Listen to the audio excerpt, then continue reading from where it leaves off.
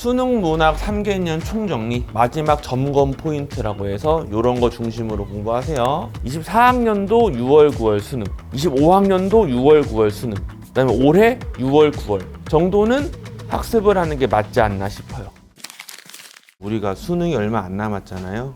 학생들이 많이 물어보는 게 얼마만큼 풀어야 되냐, 몇 개년치를 풀어봐야 되냐 물어보더라고. 당연히 많이 풀면 좋은데 현실적으로 우리가 꼭 정리했으면 하는 거는 한 3개년 정도는 정리했으면 좋겠어요. 그 킬러 문항 배제했다는 그 수능 있잖아. 킬러 문항 배제하세요 라고 말한 이후로 3년 차거든 올해가. 그러니까 킬러 문항 배제하라고 했던 24학년도 6월 9월 수능, 25학년도 6월 9월 수능, 그 다음에 올해 6월 9월 정도는 학습을 하는 게 맞지 않나 싶어요. 문학은 요런 거 중심으로 푸세요 라고 알려드리려고 갖고 와봤어요.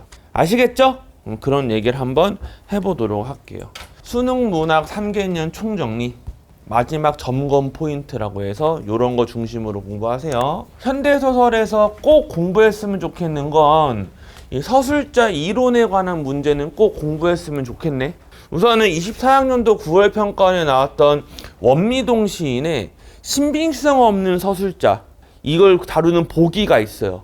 그 문제는 꼭 한번 풀어보세요. 소설의 전반부는 신빙성 있게 진행되다가 후반부엔 신빙성 없게 진행이 돼요. 이거 제가 왜 강조하냐면 올해 수특에 신빙성 없는 서술자가 나오겠다는 거 아시죠?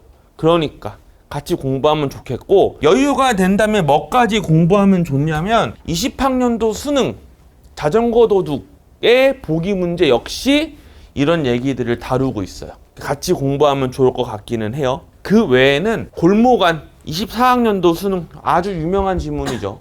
다음 25학년도 6월 평가원의 첫 번째 문항이에요. 27번 문항. 요런 문항들 같은 경우에는요, 서술자의 거리를 묻는 문제들이야. 인물과 서술자의 거리, 독자와 인물의 거리를 묻는 문제들이란 말이지. 여유가 되면 얘까지 미스터 방 23학년도 6월 평가원까지, 얘네들은 서술자 이론에 대해 묻는 문제들이니까 공부했으면 좋겠다. 내가 왜 강조하냐면은 이유가 있어. 올해 6월 평가원에 나왔던 소설 문제가 액자식 구성 문제가 나왔단 말이야. 근데 그 액자식 구성 문제가 개념적으로 되게 타이트하게 냈어요. 그 문제 자체가. 그럼 소설에서 자꾸 보기에서 이런 개념에 대해 묻는 문제가 반복되고 있는데 액자식이 또 나오긴 힘들겠죠? 상식적으로. 한번 나왔으니까 6월 평가원에. 그러면은 또 낼 수 있는 게 뭐가 있을까 하면 가장 유력한 건 얘니까. 서술자 이론에 대한 정확한 공부를 꼭 다시 하기를 바란다. 특히 인물과 서술자의 거리, 독자와 인물 간의 거리를 어떻게 조절하는가에 대해선 본인 스스로가 정리할 필요가 있다. 현대소설 같은 경우에 유형이 크게 두 가지예요. 대화 갈등을 중심으로 진행되는 소설들이 있어요. 대표적으로 재작년 수능 골목안 또 나왔고, 올해 9월 평가원 두 출발, 이 모두 약간 인물 여러 명 나오고 말 많은 지문들이잖아. 이런 것들이 나오면 어려워요. 그러니까 한번 시간 차분하게 두고 요 두 지문 정도는 천천히 말을 왜 했지, 행동을 왜 하지의 목적, 욕망, 그리고 그거에 대한 관계를 딱 한번 정리 한번 해봐. 근데 확률적으로 애가 이런 소설 또 나오긴 좀 떨어져요. 역대를 보면 그랬어. 9월에 나왔기 때문에 또 수능에 똑같이 인물 막 나오는 건 나오기 힘들다고 보거든. 그렇기 때문에 아마도 얘가 조금 더 중요하긴 해. 주인공이 한 명으로 등장을 해서 그 사람의 내면 심리 막 따라가는 지문들 있지. 그런 지문들, 무성격자, 아버지의 땅, 날개 또는 수갑, 작년 9월. 이래 얘네들 있지. 이거 한번 인물의 내면 심리가 어떻게 바뀌어 나가는지를 꼭 체크하면서 읽어봐. 요 지문이 조금 더 중요하긴 해서 이거 각 지문 유형별 어떻게 읽을 거니 감상 태도를 네가 한번 정리해 보라고. 고전 소설 같은 경우에도 역시 구조가 두 가지야. 한 명이 말을 졸라 많이 하는 애가 있고 여러 명이 나와서 대화하는 지문들이 있거든. 그러니까 한 명이 말을 졸라 하는 지문은 2, 4학년도 6월 평가원 상사동기, 그다음 2호학년 6월, 작년 6월이죠. 이대봉전. 얘네 두 개가 한 인물이 말을 졸라 해요. 인물이 말을 졸라 길게 하잖아. 그럼 긴 발화에는요, 우선은 첫 번째 주장, 근거, 감정 파악을 물어봐. 즉 이 말을 왜 했는지에 대한 자신의 심리가 막 드러나. 그거 파악했니 묻기도 하고 과거 요약들. 그러니까 긴 발화가 나온 지문들 요거 두 개로 정리하세요. 아마도 역시 얘 쪽이 조금 더 유력하긴 하죠. 뭐 수경낭자전, 2, 4학년도 9월, 김원전, 특히 정을선전. 악명 높은 지문이잖아, 작년 수능. 말이 바뀌는 거, 지시어, 존칭들 같은 거 신경 쓰고 관계 파악, 서사전개.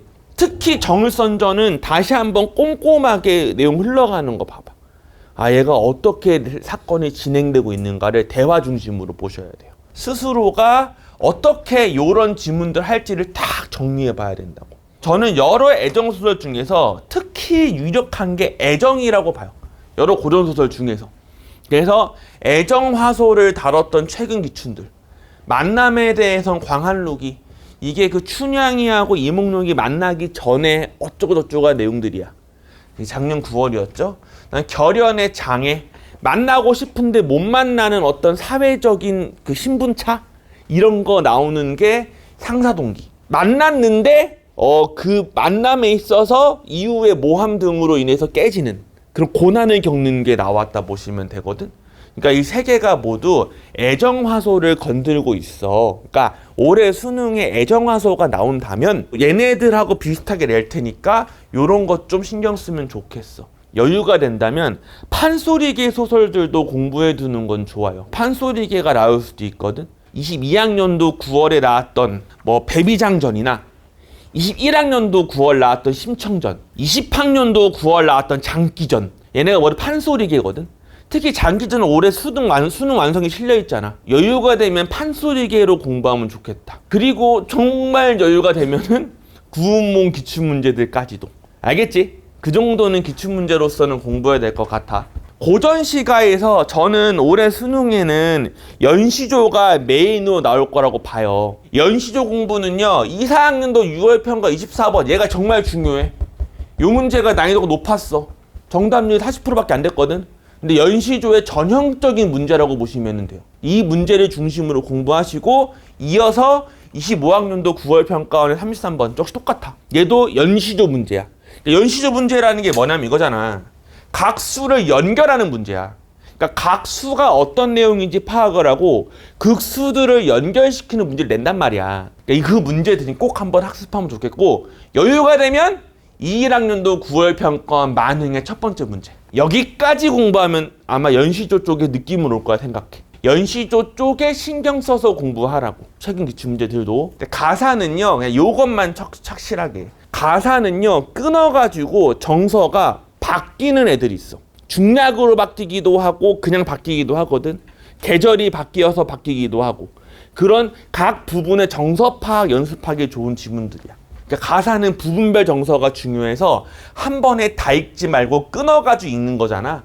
그 연습하기에 좋은 지문들이니까 학습했으면 좋겠어요. 현대시는요, 여러분 한번 얘네들 2, 4학년도 6월 평가 이런 문제들 다 읽어봐 한번. 보기만 읽어도 무슨 느낌인지 알 거야. 요새 시들은요, 어떤 거대한 시대의 담론 이런 것 잘 안 물어봐요. 뭘 물어보냐면 개인의 주관적인 경험, 개성 이런 걸 물어본단 말이야. 이번 9월에 뭐가 나왔어? 달빛에 대해 가지고 스스로의 개인적 주관을 물어봤잖아. 그런 거의 메인 포인트는 이거야. 시적 진실. 그러니까 시에서만 통용되는 진실이 일상적 사실, 우리 세계에서 통용되는 사실하고 다르다고 할지라도 시적으로 타당하면 적절한 거야. 시적 진실을 정확히 파악해 보는 거 한 번씩 해봐. 즉 얘네 문제들 풀면서 이 시인의 주관을 파악해 보라고.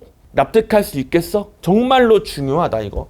그거 기억해줘. 그러니까 내가 바라는 건 표현상 특징 문제에서 너무 문학 개념으로 접근하지 말고 사전적 의미를 한 번씩 생각해봐. 그러니까 잘 모르는 단어가 있으면 꼭 검색해 보는 거. 겸양이라든지 현대시뿐만 아니야. 모든 문학 다 해당하는 거야. 이런 최근 나온 단어들은 꼭 한 번씩 다시 뜻을 정확히 파악해 두시라고. 마지막 수필인데요. 수필은 어차피 주제를 강조하는 게 메인이잖아. 주제를 강조하는 방법은 두 가지야. 대조하거나 주제를 반복하거나지. 그러니까 대부분의 작품들은 대조였어요. 잊음을 논함. 뭐야? 잊을 거 잊지 말 거를 대조를 하면 주제를 강조했었죠. 탄홍서는 뭐야? 게으른 거 열심히 사는 거. 농사 그 다음에 학문 이렇게 해서 뒤집었단 말이지. 그 다음에 이문화 노종기는 뭐예요? 자기 혼자 사는 거, 생명체끼리 이익을 주고받는 거. 대조하는 게 나았단 말이지. 이 얘네들은 그런 관점으로 읽어보세요. 꼭. 알겠죠? 그리고 문의단기, 이게 제일 핵심인데 2, 4학년도 9월 평가원의 문의단기는 대조가 아니야. 주제를 똑같은 애를 반복이었어.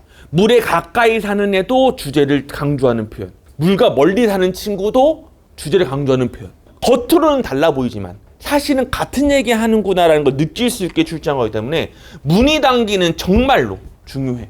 한 문장으로 주제를 정리하는 연습 해보세요. 이런 걸 바탕으로. 최근 올해 6, 9월 수필이 쉬웠어. 그러니까 작년만 해도 수필이 좀 난이도가 있어. 계속 수필이 어려웠거든. 올해 수능에 또 쉬울까? 나는 어려울 거라고 보거든. 그래서 좀 과거에 어려웠던 수필 지문들, 이런 지문들을 꼭 천천히 다시 읽고 한 번씩 정리해봤으면 좋겠어. 3개년 정도는 그 기출이 완벽하게 돼 있어야 되는 거 아니야. 올해 수능을 보는 사람 입장에서. 그래서 모든 걸 다 하기 힘들다면 내가 지금 말한 요 정도 느낌은 갖고서 했으면 좋겠다. 아시겠죠? 네, 이거 꼭 반드시 정리해 주시기를 바랄게요.